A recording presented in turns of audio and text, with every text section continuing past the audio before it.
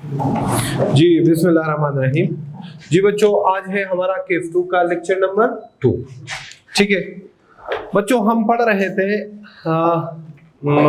Income tax. कल हमने तो वैसे ओरिएंटेशन सेशन लिया था। कल आप देखे तो हमने एक एरिया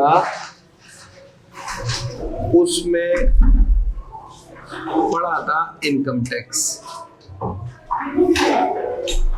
ठीक है, जो कि कितने मार्क्स का था बच्चों? कितने मार्क्स का था? 60 मार्क्स का। ठीक है, आज हम स्टार्ट करने लगे हैं इनकम टैक्स। जो 60 मार्क्स का एरिया है हमारा, ये हम स्टार्ट करने लगे।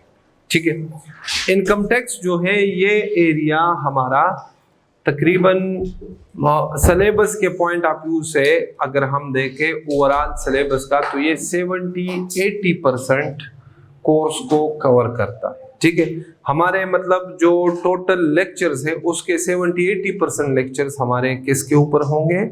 इनकम टैक्स के ऊपर होंगे। ठीक है, मेजर एरिया है, 60 मार्क्स आपके पेपर में यहां से टेस्ट होते हैं। ठीक है बच्चों, इनकम टैक्स बच्चों जो हम पढ़ेंगे ना, तो जिस लॉ के मुताबिक हम पढ़ेंगे उस लॉ का नाम है इनकम टैक्स ऑर्डिनेंस 2001। किस लॉ के अकॉर्डिंग टू कौन से लॉ पढ़ेंगे? उस लॉ का नाम क्या है?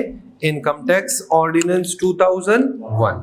ठीक है, अब बात आ गई कि जनाब दो तरह के लॉ आपके सामने आएंगे सीए में। एक एक्ट आएगा, दूसरा आएगा बच्चों क्या आएगा? ऑर्डिनेंस। एक्ट और ऑर्डिनेंस में क्या डिफरेंस है? ठीक है, ये समझिए। एक्ट जो है ना बच्चों, ये कंप्लीट लॉ के लिए लफ्ज इस्तेमाल होता है। मतलब कंप्लीट लॉ का मतलब क्या? जो हमारे कॉन्स्टिट्यूशन आईन में, कॉन्स्टिट्यूशन में, हमारे आईन में जो रिक्वायर्ड प्रोसीजर है उसके मुताबिक। किसका रिक्वायर्ड प्रोसीजर? लेजिस्लेशन का। लेजिस्लेशन कहते हैं कानून साजी को। किसको कहते हैं? कानून साजी। हमारे आईन में कानून साजी के लिए जो रिक्वायर्ड प्रोसीजर है, अगर उसके मुताबिक कोई लॉ बने, मतलब उस प्रोसीजर के थ्रू कोई लॉ बने, तो उस लॉ के लिए हम कौन सा लफ्ज इस्तेमाल करते हैं? एक्ट का लफ्ज इस्तेमाल करते हैं। कौन सा बच्चों? एक्ट। ठीक है, अब हमारे कानून, हमारे कॉन्स्टिट्यूशन में जो लेजिस्लेशन के लिए रिक्वायर्ड प्रोसीजर है वो कौन सा है? वो है बच्चों कौन सा? पार्लियामेंट। ठीक है, मतलब पार्लियामेंट के थ्रू अगर कोई कानून साजी हो जाए तो उस कानून को हम फिर क्या कहते हैं? उस लॉ को हम क्या कहते हैं? एक्ट कहते हैं। क्या कहते हैं बच्चों? एक्ट कहते हैं। ठीक है, दूसरा है ऑर्डिनेंस। ऑर्डिनेंस उन लॉज के लिए इस्तेमाल होता है जो कि पार्लियामेंट के थ्रू उसकी फॉर्मेशन नहीं होती। ये प्रेसिडेंट ऑफ पाकिस्तान के डायरेक्ट ऑर्डर्स होते हैं। ठीक है, अब प्रेसिडेंट डायरेक्ट ऑर्डर कब करता है? प्रेसिडेंट जो है ना वो डायरेक्ट ऑर्डर दो सिचुएशन में करता है। एक बच्चे कितने सिचुएशंस में करता है? 2 सिचुएशंस में करता है। नंबर फर्स्ट, या तो असेंबली इन सेशन ना हो, समझ में आ रही बात, या मुल्क में डिक्टेटरशिप हो। ठीक है, तो आप देखें कौन से ईयर में बना है? 2001। ठीक है, तो इस टाइम पे मेरे ख्याल में आपकी तो पैदा भी नहीं हुए होंगे। जनरल मुशर्रफ की दौरे हुकूमत का जमाना था। समझ आ रही है? तो अभी तक इस ऑर्डिनेंस को इन्होंने प्रॉपर पार्लियामेंट के थ्रू पास नहीं कराया, इसलिए इस लॉ के साथ अभी तक कौन सा नाम आ रहा है? Income tax ordinance 2001। ओके हो गया बच्चों, यहां तक बात क्लियर है? ठीक है, ये जनरल डिस्कशन कुछ बाद में आप मुझसे पूछेंगे, तो इसलिए मैं अपने लिए आसानी पैदा कर रहा हूं।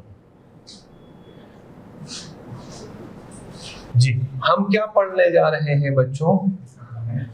कितने अल्फाज है? 2। क्या चीज है? Income tax. पढ़े मेरे साथ, क्या अल्फाज है? 2। Income tax. इनकम किसे कहते हैं? कमाई को, अर्निंग्स को। टैक्स किसे कहते हैं? उसके ऊपर जो हम गवर्नमेंट को पे करते हैं उसको हम क्या कहते हैं? टैक्स कहते हैं। ठीक हो गया। अब ये कौन से गवर्नमेंट आपको कौन सा टैक्स कह रहा है कि मुझे किसके ऊपर टैक्स दे दे? इनकम के ऊपर। समझ आ रही है बच्चों? किसके ऊपर टैक्स दे दे? इनकम टैक्स जो है ना बच्चों, ये हम स्टेट को पे करते हैं या हम पे करते हैं गवर्नमेंट को। ठीक है, ये हमारी सोशल रिस्पॉन्सिबिलिटी है। क्या चीज है? सोशल रिस्पॉन्सिबिलिटी, कि हम स्टेट को टैक्स देते हैं। जो हम पैसे कमा रहे हैं उसमें हम गवर्नमेंट को टैक्स पे कर दे। क्या पे कर दे? टैक्स। तो इन रिटर्न स्टेट हमें डिफरेंट फॉर्म्स में फैसिलिटेट करता है।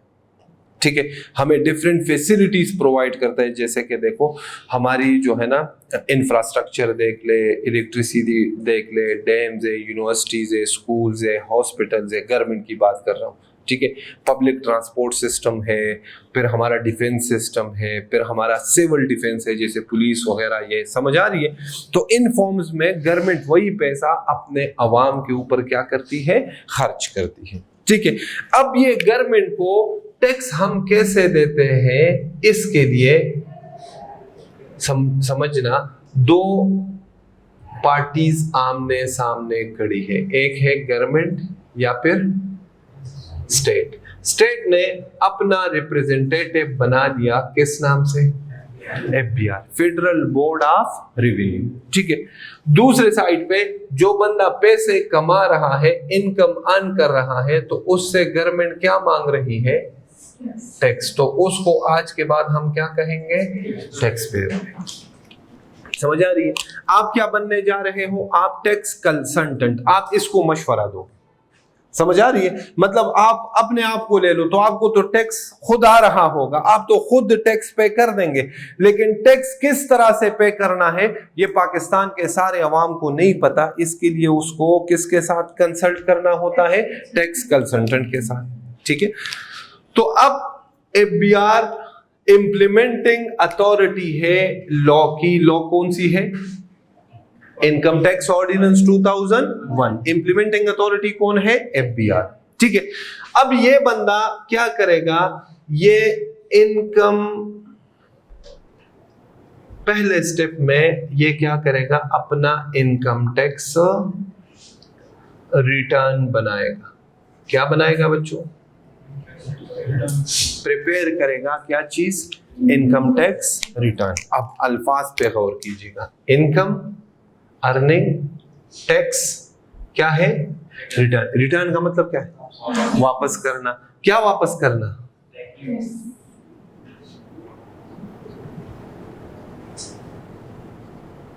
बच्चों, क्या वापस करना?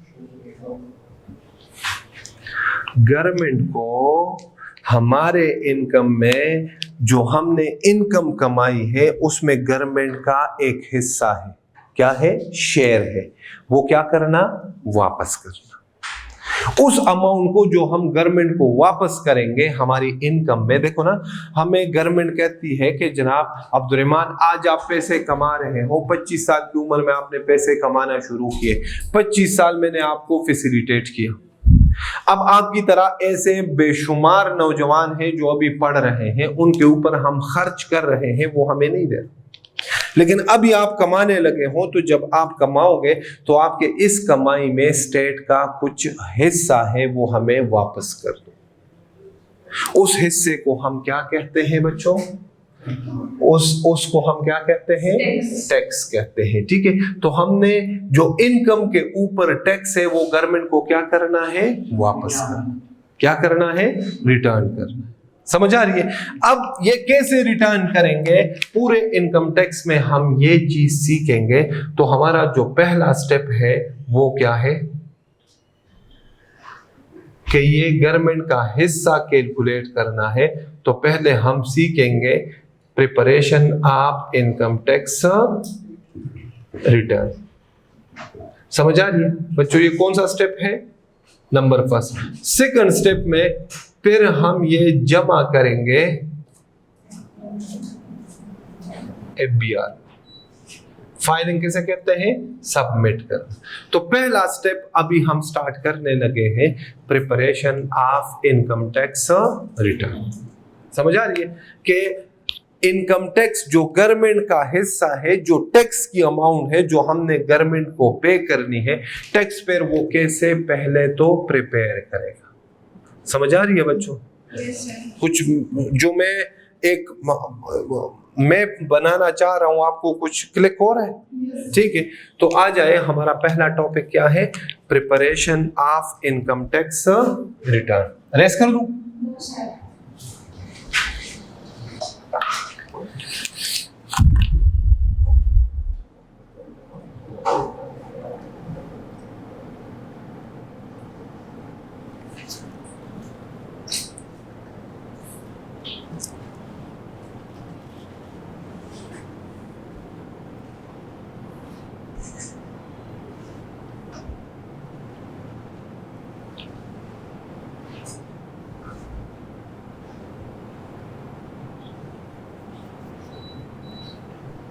सर ये रिटर्न करना क्यों इस्तेमाल? वापस करना। वापस करना। हाँ, क्या वापस करना? Share of government. किस में शेयर? हमारी इनकम। हमने जो खर्चा किया, मतलब जो हम कमा रहे हैं इनकम, वो मैंने कहा कि वो क्यों आपसे मांग रहे हैं? क्योंकि हम जब नहीं कमा रहे थे तो हमसे नहीं मांगा जा रहा था। अब जब हम कमाएंगे तो हम उनको अपने इनकम में स्टेट का कुछ हिस्सा है हमारे इनकम, वो शेयर वापस करना, इसको हम कहते हैं इनकम टैक्स रिटर्न। इनकम के ऊपर टैक्स क्या करना? वापस करना।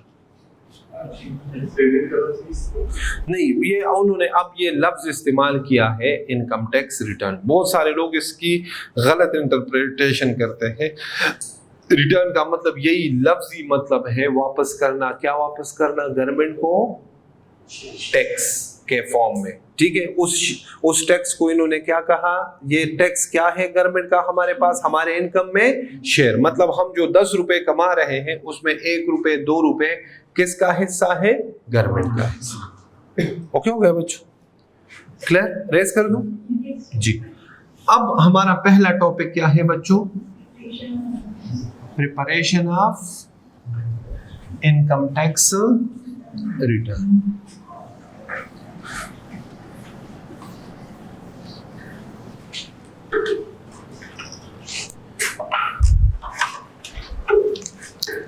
ठीक हो गया बच्चों? क्या है? Preparation of income tax return. Okay बच्चों? हाँ, जो इनकम टैक्स रिटर्न है ना, अच्छा, ये हम किसका बना रहे हैं? रिटर्न किसका प्रिपेयर कर रहे हैं बच्चों? बच्चों किसका प्रिपेयर कर रहे हैं? बोले ना, टैक्स पेयर का। ठीक है, जो रिटर्न है ना बच्चों, उसके 3 पार्ट्स। कितने पार्ट्स हैं? 3 पार्ट्स। ठीक है, पहला पार्ट जो है उसको हम कहते हैं रजिस्ट्रेशन। रिटर्न का पहला पार्ट क्या है बच्चों? रिटर्न का पहला पार्ट क्या है? रजिस्ट्रेशन। सेकंड पार्ट क्या है? Computation of. सेकंड पार्ट में हम कंप्यूट करेंगे क्या चीज बच्चों? कौन सी चीज के कौन सी इनकम पे टैक्स देना है? टैक्सेबल इनकम कंप्यूट करेंगे। ठीक है, जब टैक्सेबल इनकम कंप्यूट कर लेंगे तो थर्ड पार्ट में फिर हम कंप्यूट करेंगे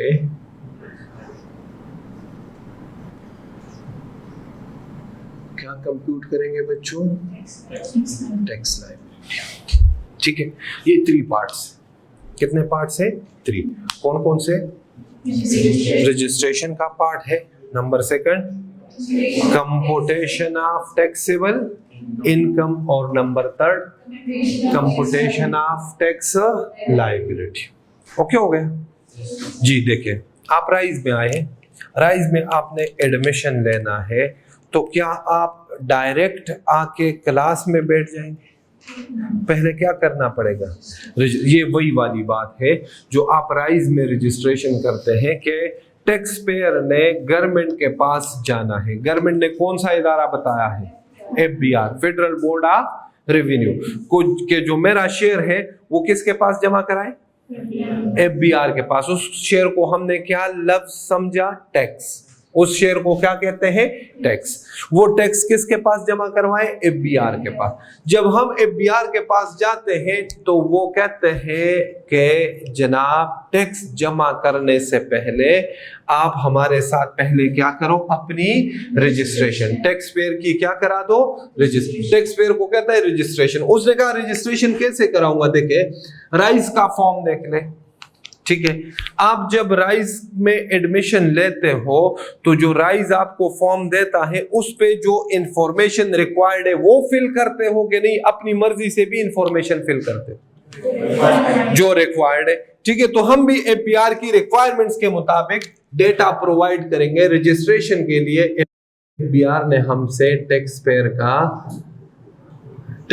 के 3 चीजें रिक्वायर की है। नंबर फर्स्ट के टैक्स पेयर का टैक्स ईयर क्या है? नंबर सेकंड टैक्स पेयर का पर्सनल स्टेटस क्या है? और नंबर थर्ड टैक्स पेयर का बच्चों क्या है? रेजिडेंशियल स्टेटस क्या है? ठीक हो गया बच्चों। ये 3 तरह की इंफॉर्मेशन हमने FBR को प्रोवाइड करनी होती है।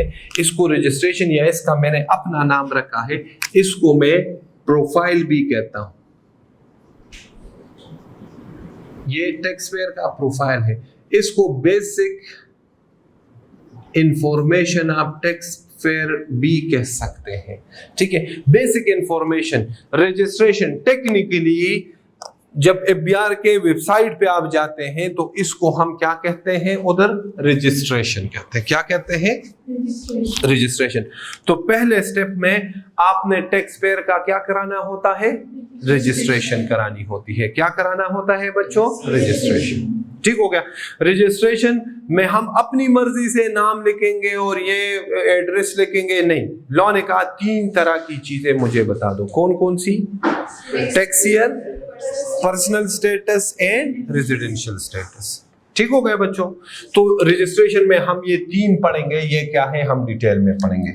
दूसरे में हमें कहा कि जनाब टैक्सेबल इनकम कंप्यूट करके दे। क्या कंप्यूट करके दे? Taxable income. ठीक है। तो टैक्सेबल इनकम कंप्यूट तो हम करेंगे, लेकिन इधर आपने कुछ और नहीं, सिर्फ हेड्स ऑफ इनकम लिख ले। बाद में ये क्या होते हैं, ये क्यों लिखे, अभी इस पे हम कोई डिस्कशन नहीं करेंगे। तो हेड्स ऑफ इनकम में बच्चों आप लिखे कि फर्स्ट हेड ऑफ इनकम है हमारे पास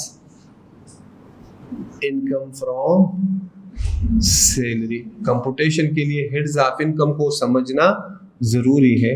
दूसरा है इनकम फ्रॉम बिजनेस। थर्ड है इनकम फ्रॉम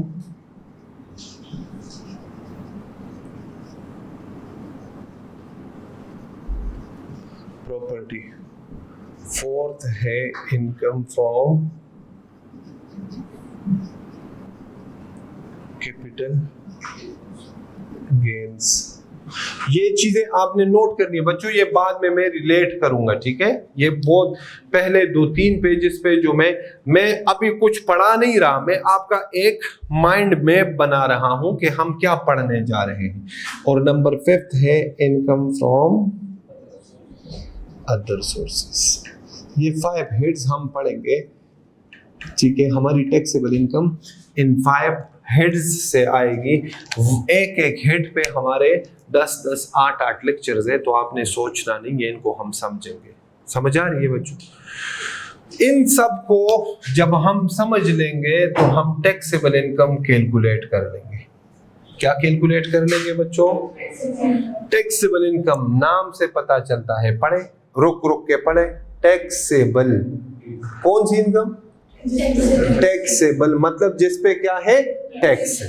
जिसपे क्या है? टैक्स है। तो टैक्सेबल इनकम ऐसी नहीं है कि अब्दुर्रहमान जो है ना इस साल कोई 10 लाख रुपए कमाएगा और 10 के 10 पे टैक्स देगा, नहीं, उसमें से हम टैक्सेबल इनकम अलग करेंगे। क्या अलग करेंगे? Taxable income. समझ आ रही है? वो कैसे करेंगे वो हमारा पूरा कोर्स है। ओके हो गया? फिर किस पे आ जाएंगे बच्चों? टैक्स लायबिलिटी के ऊपर। किस पे आ जाएंगे बच्चों? किस पे आ जाएंगे? टैक्स लायबिलिटी के ऊपर। ठीक है, टैक्स लायबिलिटी, टैक्स हम कैलकुलेट करेंगे डिफरेंट रेट से कैलकुलेट करते हैं। एक इसके लिए हम जो टैक्स रेट्स है ना वो हम समझेंगे डिफरेंट टाइप के टैक्स रेट्स है। टैक्स रेट्स यहाँ पे लिख लो कि लायबिलिटी में हम क्या क्या पढ़ेंगे। ठीक है, तो इसमें एक हम टैक्स लायबिलिटी कैलकुलेट करेंगे सैलरीड या नॉन सैलरीड रेट्स के ऊपर।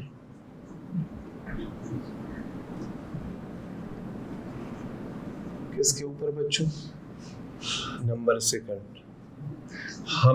हम समझेंगे सेपरेट टैक्स रेट्स, कुछ इनकम्स इसके ऊपर टैक्सेशन होगी।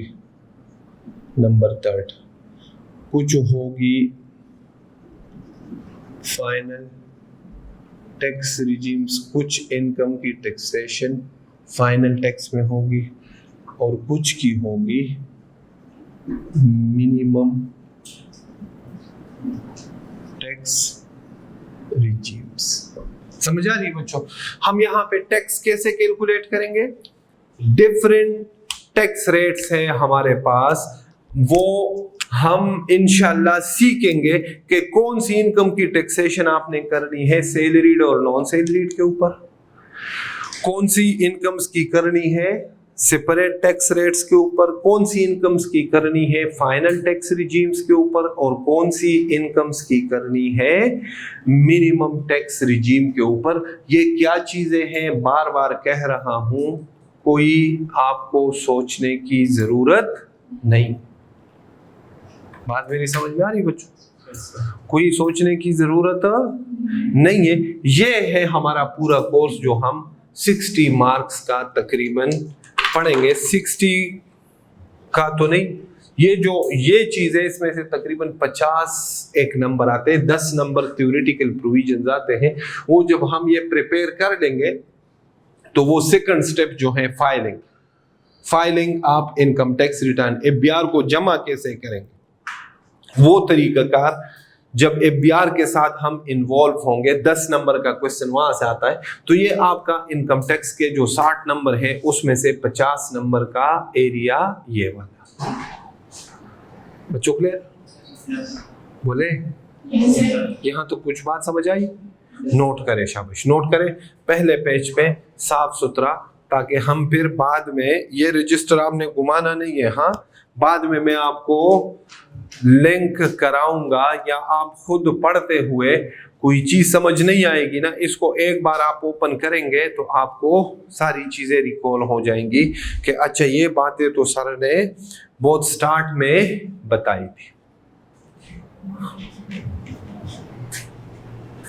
करे शाबाश, नोट कर।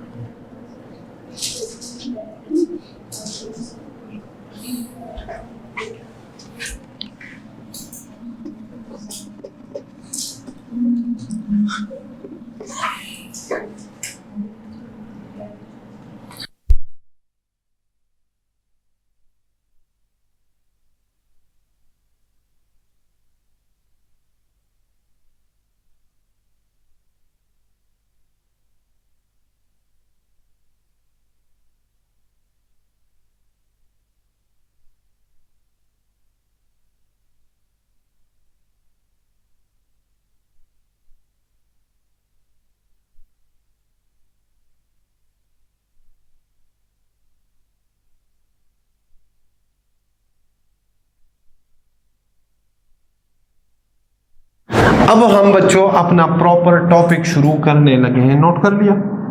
ठीक है। कौन सा? जो हमारा फर्स्ट पार्ट है इनकम टैक्स रिटर्न का। ठीक है, क्या? रजिस्ट्रेशन। ठीक है, रजिस्ट्रेशन में पहला टॉपिक क्या है? Tax year. तो हम टैक्स ईयर से स्टार्ट करने लगे हैं कि टैक्स ईयर क्या होता है प्रॉपर। ठीक है, चैप्टर नंबर 5 है, ग्रुप में शेयर कर दूंगा। अभी जब तक बुक नहीं आती तो आप 1-2 चैप्टर के प्रिंट ले लेंगे। ठीक है, सॉरी जी।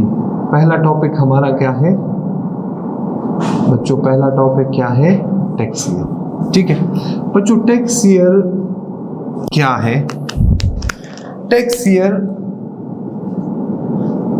टाइम पीरियड है। क्या चीज है बच्चों? Time period. ठीक है, इधर देखिए, कॉन्सेप्ट समझ लें। मैं वकास को कहता हूं कि वकास, ये मेरा अकाउंटेंट है, ये मेरा क्या है? अकाउंटेंट। कॉमन सेंस यूज करें। मैं वकास को कहता हूं, वकास आप जो है मुझे हिसाब किताब दे दे। क्या दे दे? तो वकास मुझसे क्वेश्चन पूछेगा जब मैं ये कहूंगा, सर कहां से कहां तक? 1 महीने का हिसाब किताब चाहिए, 1 हफ्ते का चाहिए, आज के दिन का चाहिए, पिछले पूरे साल का चाहिए, 2 सालों का चाहिए, 3 सालों का चाहिए, 5 सालों का चाहिए। तो ये क्या है बच्चों? टैक्स पेयर को एफबीआर ने सबसे पहला बता दिया कि मुझे अपना टैक्स ईयर बता दे। टैक्स ईयर क्यों पूछ रहा है? कि टैक्स पेयर से इनडायरेक्टली ये क्वेश्चन एफबीआर पूछ रहा है कि ये जो आप मुझे टैक्स जमा कर रहे हैं ये कौन से टाइम पीरियड का है, इसका स्टार्टिंग पॉइंट क्या है और एंडिंग पॉइंट क्या है, मुझे वो पीरियड बता दें। तो इसके लिए हमें टैक्स ईयर एफबीआर को बताना होता है कि जनाब मैं जो टैक्स जमा कर रहा हूं ना, इस टाइम पीरियड का जमा कर रहा हूं। समझ आ रही है बच्चों? तो टैक्स ईयर के 3 टाइप से हमें बताना पड़ेगा कि हमारा टैक्स पेयर को बताना पड़ेगा कि उसका टैक्स ईयर कौन सा है। नंबर फर्स्ट टैक्स ईयर का टाइम, नंबर सेकंड और नंबर थर्ड। जी कितने टाइप से? 3। कौन कौन से?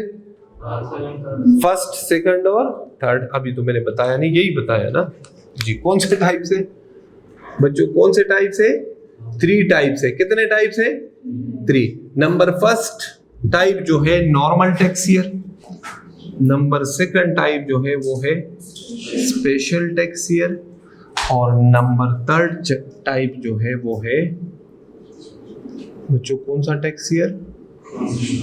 Transitional tax year. कितने टाइप से बच्चों? 3 टाइप से। कितने टाइप से? 3।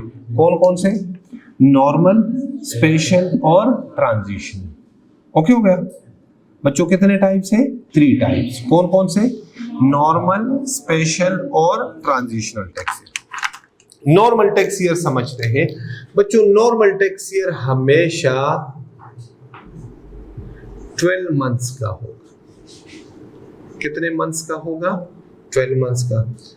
इसकी हमेशा स्टार्टिंग डेट होगी 1 जुलाई, और इसकी हमेशा जब 12 मंथ्स का होगा और स्टार्टिंग डेट 1 जुलाई होगी तो हमेशा एंडिंग डेट क्या होगी? कोई भी ऐसे 12 मंथ्स जो स्टार्ट हो रहा हो 1 जुलाई से और एंड हो रहा हो 30 जून को, तो उसको हम कौन सा टैक्स ईयर कहेंगे? नॉर्मल टैक्स ईयर कहेंगे। कौन सा टैक्स ईयर कहेंगे बच्चों? नॉर्मल टैक्स ईयर कहेंगे। ओके बच्चों, क्लियर है? जैसे कि फॉर एग्जांपल मैं कहता हूं कि एक टैक्स ईयर है 1 जुलाई 2010 से स्टार्ट हो रहा है और 30 जून 2011 को एंड हो रहा है। तो ये कौन सा टैक्स ईयर है? नॉर्मल। कौन सा टाइप है टैक्स ईयर का? बोले बच्चों, नॉर्मल टैक्स ईयर। जैसे मैं कहता हूं कि एक टैक्स ईयर स्टार्ट हो रहा है 1 जुलाई 2015 से और एंड हो रहा है 30 जून 2016 को। कौन सा टैक्स ईयर है? Normal tax year. अच्छा, अब अकाउंटिंग में आपने देखा होगा कि अकाउंटिंग में जब आप बना रहे थे प्रॉफिट एंड लॉस अकाउंट तो आप लिखते थे, फॉर एग्जांपल आपको कहा इस ईयर का बना दे तो आप लिखते थे for the year ended 30th June 2011, for the year ended 30th June 2016। Balance sheet बनाते थे as on 30th June 2011, as on 30th June 2016। Tax में आपने मंथ और डेट मेंशन नहीं करना, सिर्फ और सिर्फ क्या मेंशन करना है? ईयर। तो ये नॉर्मल टैक्स ईयर डिनोट कैसे करेंगे, कॉन्सेप्ट समझ लें बच्चों। आपने ये जिस ईयर में 30 जून आ रहा है ना, इसको आपने देखना है कि ये कौन से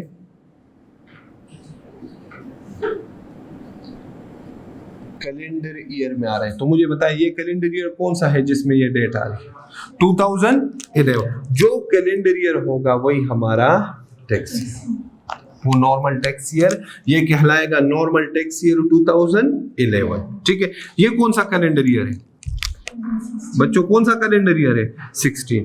तो ये नॉर्मल टैक्स ईयर 2016 कहलाएगा। ओके हो गया बच्चों।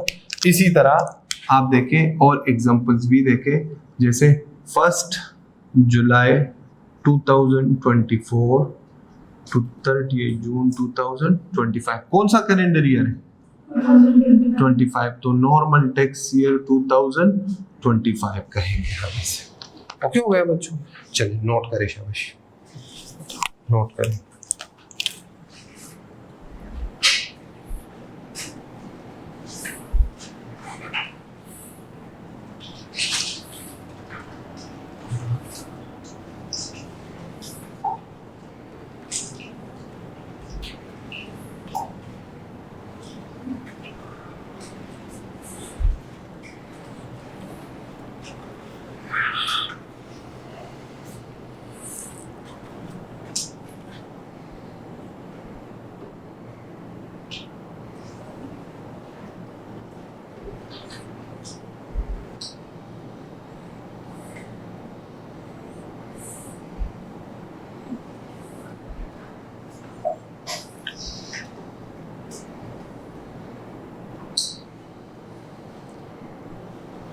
जी बच्चों, नॉर्मल टैक्स ईयर 2020 ड्रॉ करें। नॉर्मल टैक्स ईयर 2020 कहां से स्टार्ट होगा, कहां पे खत्म होगा? जुलाई 2019 से लेकर 30 जून 2020। ठीक है बच्चों जी। टैक्स ईयर 2017 ड्रॉ करें। 1 जुलाई 2016 से लेके 30 जून 2017। ओके हो गया बच्चों, क्लियर है? नॉर्मल टैक्स ईयर क्लियर है? बोले जी। सेकंड जो टाइप है टैक्स ईयर की वो कौन सी है बच्चों? वो कौन सी है? Special tax year. Special tax year भी हमेशा 12 मंथ्स का होगा। कितने मंथ्स का होगा बच्चों? 12 मंथ्स का। लेकिन ये 12 मंथ्स कौन से वाले होंगे? Other than normal tax.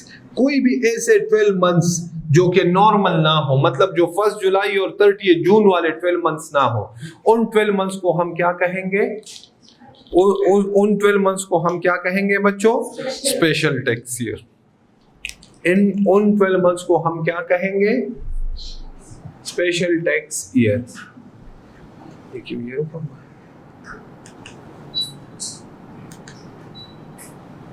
ठीक हो गया बच्चों? बोले क्लियर है कि नहीं? हाँ जी। जैसे कि फॉर एग्जांपल मुझे बताएं, ये एक टैक्स ईयर में आपके सामने 1 जनवरी 2021 to 31 दिसंबर 2021। जी बताएं बच्चों, क्या नॉर्मल टैक्स ईयर है? 12 मंथ्स है। तो कौन सा टैक्स ईयर कहलाएगा? Special tax year. ओके हो गया। इसी तरह अच्छा अब इसको बच्चों, इसको कैसे डिनोट करेंगे टैक्स ईयर। आखिर में मैं आपको एक हिंट बताऊंगा, आपको 5 सेकंड्स में पता चलेगा, लेकिन कॉन्सेप्ट समझ लें। अब ये स्पेशल टैक्स ईयर कौन सा होगा, इसके लिए मुझे नॉर्मल, बस लिखना बंद करें, इधर सुने। स्पेशल टैक्स ईयर को डिनोट करने के लिए मुझे क्या देखना पड़ेगा, नॉर्मल टैक्स ईयर देखना पड़ेगा। क्या मतलब, मैं स्पेशल टैक्स ईयर का एंडिंग डेट देखूंगा कि ये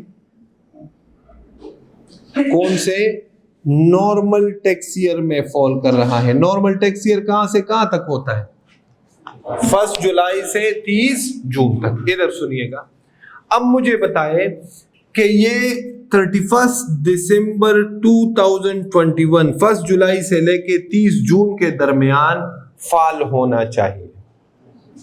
तो 1 जुलाई कहां से स्टार्ट होगा जिसके बाद ये डेट आ जाए। 1 जुलाई कौन सा, 20 होगा, 19 होगा, 22 होगा, 21 होगा, कौन सा होगा, 1 जुलाई 2021। तो जाते जाते यहां पे क्या आ जाएगा भाई, ये वाली डेट आ जाएगी ना। हाँ, तो खत्म कहां पे हो जाएगा, समझ आ रही बच्चों, क्लियर है। क्या ड्रॉ करना है, नॉर्मल। और स्पेशल टैक्स ईयर का क्या देखना है, इधर इधर मुझे सुने बच्चे, क्या देखना है, एंडिंग डेट, कि ये कौन से नॉर्मल के दरमियान में आ रहा है। बच्चों ठीक है ना, बच्चों वाली गेम है। स्पेशल टैक्स ईयर का एंडिंग डेट देखना है, डेट देखनी है, महीना देखना है, ईयर देखना है। और जुलाई टू जून नॉर्मल टैक्स ईयर ऐसे ड्रॉ करना है जिसमें ये डेट दरमियान में आ जाए। 1 जुलाई के बाद आ जाए, 30 जून से पहले आ जाए। समझ आ रही है बच्चों, बोले क्लियर है। तो ये नॉर्मल टैक्स ईयर कौन सा बना, जो कैलेंडर ईयर होगा। ये टैक्स ईयर कौन सा बना, नॉर्मल टैक्स ईयर कौन सा है बच्चों, जो नॉर्मल टैक्स ईयर होगा वही आपका स्पेशल टैक्स ईयर। बच्चों क्लियर है, जो क्या होगा, नॉर्मल टैक्स ईयर होगा वही आपका स्पेशल टैक्स ईयर होगा। दूसरा एग्जांपल देखें, नोट ना करें, पहले समझे। फॉर एग्जांपल मैं कहता हूं कि एक टैक्स ईयर स्टार्ट हो रहा है 1 मार्च 2018 से और एंड हो रहा है 28 फरवरी 2019। पहले ये बताएं बच्चों, 12 मंथ्स है, बोले जवाब देना। 12 मंथ्स है, क्या नॉर्मल के हैं, तो कौन सा टैक्स ईयर है, टाइप कौन सा है, स्पेशल। अब ये टैक्स ईयर कौन सा होगा डिनोट करेंगे, तो इसके लिए मुझे इसकी एंडिंग डेट देखनी होगी कि ये कौन से नॉर्मल में आ रहा है। तो नॉर्मल कहां से स्टार्ट हो रहे हैं, 1 जुलाई से, जिससे मैं पूछूं वो बताएगा 30 जून तक। अब मुझे बताएं कि 28 फरवरी 2019 इस टाइम पीरियड में फॉल होना चाहिए, तो 1 जुलाई कहां से स्टार्ट करूं, शाहजेब आप बताओ। इसके बाद ये डेट आनी चाहिए 28 फरवरी 2019, तो इधर ईयर कौन सा लिखा, 18, गुड। तो खत्म कब हो जाएगा, 19। ये डेट इधर आ रहा है ना, 30 जून 2019 से पहले आ रहा है 28 फरवरी, 1 जुलाई 2018 के बाद आ रहा है। ओके हो गया बच्चों, क्लियर है। ये कौन सा टैक्स ईयर है जो नीचे ड्रॉ किया, नॉर्मल। टाइप कौन सा है, नॉर्मल। नॉर्मल कैसे डिनोट करते हैं, कैलेंडर ईयर देखते हैं, तो ये कौन सा टैक्स ईयर बना, जो नॉर्मल टैक्स ईयर होगा वही हमारा स्पेशल टैक्स ईयर। ओके बच्चों, क्लियर है कि नहीं, बोले जी। अगला ड्रॉ करें, शाबाश, करे आप ड्रॉ करें, मैं आपको बताता हूं। ड्रॉ करें, पहले ड्रॉ करें जी। 1 अक्टूबर 2005 टू 30 सितंबर 2006, 12 मंथ्स है।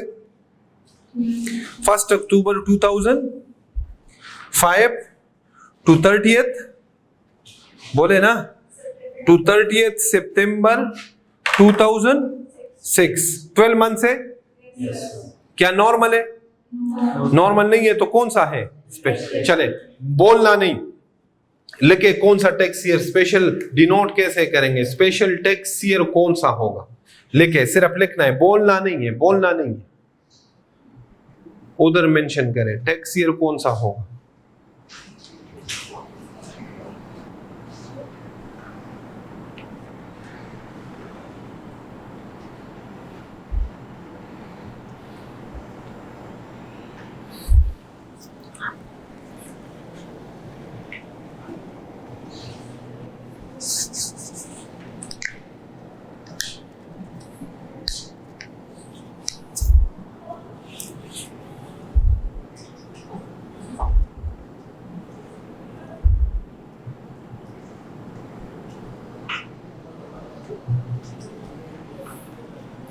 ये टैक्स ईयर कौन सा होगा? 2007। ठीक है, सबको पता चल गया 2007 ही होगा। मैंने क्या कहा, कहां से स्टार्ट होगा? 1 अक्टूबर 2005 टू 30th 6।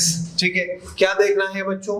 एंडिंग डेट कौन से नॉर्मल के दरमियान में आ रहा है, 1 जुलाई से 30 जून। मुझे बताए 30 सितंबर 2006, तो इधर ईयर क्या लिखूं? 2006, तो एंड कब हो जाएगा? तो अब देखो इसके बाद आ रही है ये डेट, इधर कहीं आ रही होगी ना, तो ये टैक्स ईयर कौन सा बना? Tax year, normal tax year 2007। तो जो नॉर्मल टैक्स ईयर, तो ये स्पेशल टैक्स ईयर 2007 बन जाएगी। ओके बच्चों, बच्चों क्लियर है कि नहीं? हाँ बोले, सही है। चले, आज के लिए इतना काफी है। कल इंशाल्लाह ट्रांजिशनल टैक्स ईयर हम डिस्कस करेंगे, घर जाके इसको रिवाइज करें। ठीक है, ट्रांजिशनल टैक्स ईयर अभी खत्म नहीं होगा, टाइम तकरीबन खत्म हो गया है, तो ट्रांजिशनल टैक्स ईयर पे हमारे 15-20 मिनट की डिस्कशन है। ठीक है बच्चों, कल इंशाल्लाह मिलते हैं, ये रिवाइज करके आएगा। ओके जी।